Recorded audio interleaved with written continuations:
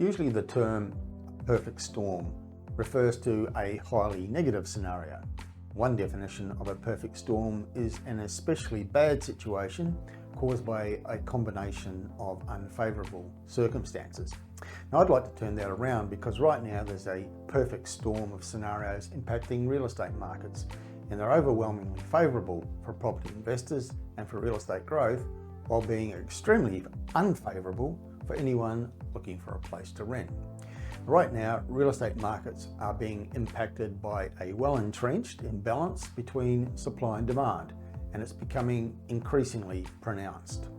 Now, we still have a shortage of listings of properties for sale despite the spring surge. We're still building far too few new dwellings, and there continues to be a serious undersupply of houses available for rental. Demand is rising, boosted by record overseas migration and the highest population growth in Australia for 20 years. There's little prospect of these shortages being addressed anytime soon because of the lack of meaningful action by politicians and the problems in the building industry. So here are some of the data sets published recently that depict the power of this overall situation. First one is that PropTrack noted recently that we have a surging population growth at the moment, which is spotlighting the severely limited supply of dwellings. The Australian Bureau of Statistics has reported that our current national population growth rate is the highest in 20 years, and that net overseas migration in the year to March 2023 was the highest on record. Australia now has the lowest number of homes for rent since 2012, according to CoreLogic, the national vacancy rate sitting at just 1%. Now the trend for vacancies has been sharply downwards for 8 years now, apart from the COVID spike when borders were closed. In 2015, the vacancy rate for regional Australia was around 6%, and now it's a tick above 1%, according to CoreLogic. We still have a shortage of listings of homes for sale, which is putting upward pressure on dwelling prices. In Perth, for example, the number of homes listed for sale is the lowest in 30 years.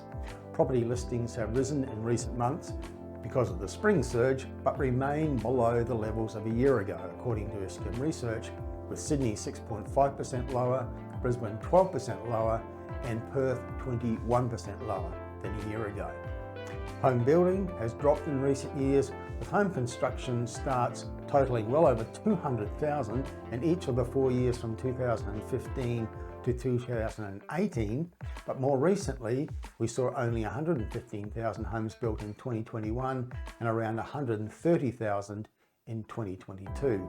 And the National Housing Finance and Investment Corporation has forecast a national housing deficit of about 175,000 homes by 2027, with a particular shortfall in the unit market. Now, national home prices have reached a record high in September, regaining the price falls of 2022, according to PropTrack.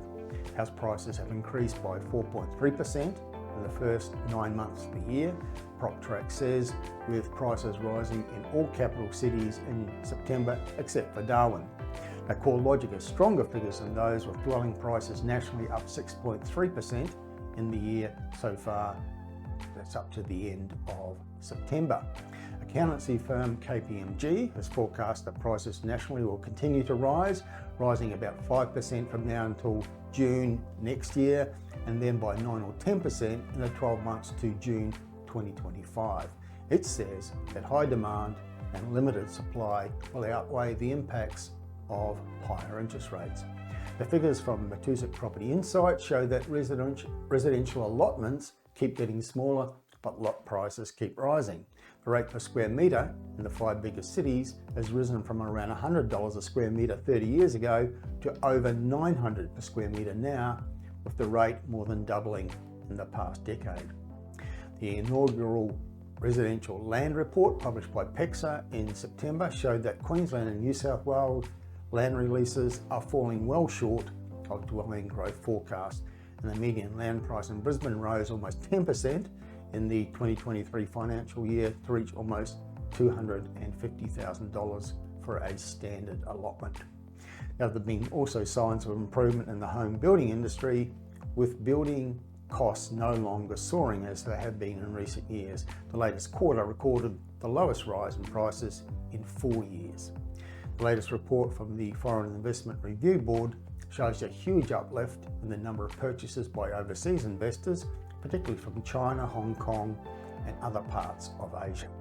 Now, the overall message in this plethora of data is that we have too little supply at a time of high demand for real estate, and that the imbalance between supply and demand has overpowered the negative impacts of higher interest rates, leading to higher prices, in contradiction of the forecast by major economists at the start of this year.